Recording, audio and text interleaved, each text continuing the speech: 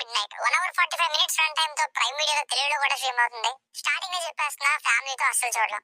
మధ్యలో ఒక adult scene and dialogues ఇబ్బంది పెడతాయి. టీవీకి మిగతా ఓటీటీ రివ్యూస్ అన్ని కూడా ఇచ్చేసా. సో ఈ కష్టానికైనా ఎవరైనా కొంచెం సబ్స్క్రైబ్ చేసుకునే వాళ్ళు సబ్స్క్రైబ్ చేసుకోండి.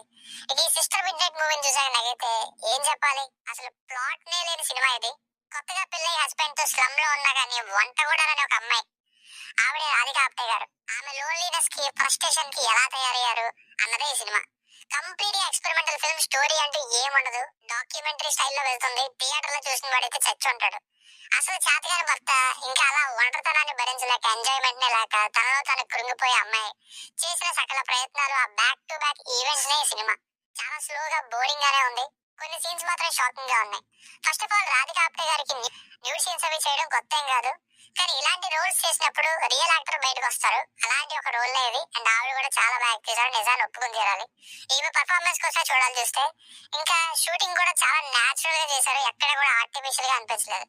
అండ్ ఈ రెండు ప్లస్ పాయింట్స్ సినిమాలో. ఇక మైనస్ అయితే అసలు ఒక యాక్టర్ ఎవరైనా ఒప్పుకునేంత స్టోరీ ఈ సినిమాలో ఏముంది అనేలా ఉంది. అసలు ఏం జరుగుతుంది, ఎటుపోతుంది, నచ్చినట్టు పోతుంటుంది డాక్యుమెంటరీ లాగా.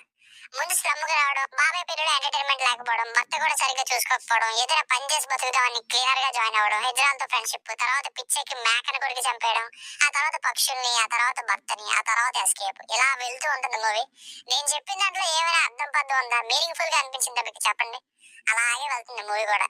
సో ఫైనల్ గా మూవీ వర్డిక్ట్ ఏంటంటే, డిఫరెంట్ ఫిల్మ్స్ లైక్ ఈ డాక్యుమెంటరీ స్టైల్లో స్లోగా స్టోరీ లేకుండా అవార్డు విన్నింగ్ అంటూ చెప్పుకొచ్చే ఫిల్మ్స్ ని ఇష్టపడే వారికి, ఇంకా రాధిక ఆప్టే గారి పర్ఫార్మెన్స్ కోసం ట్రై చేస్తే వాళ్ళు స్టార్ట్ చేయాలి తప్ప ఈ మూవీని. ఎంటర్టైన్మెంట్ కోసం చూస్తామంటే ఏం లేదు సినిమాలో. రెగ్యులర్ సినిమా అస్సలు కాదు. It's different experiment, but aimless and not for everyone. Me rating వచ్చేసి ఇది నా ఒపీనియన్ 2/5. మీకు ఏమైనా వర్క్ అయితే మరిన్ని రివ్యూస్ కోసం మన ఛానల్ ని సబ్స్క్రైబ్ చేసుకోండి. Thank you.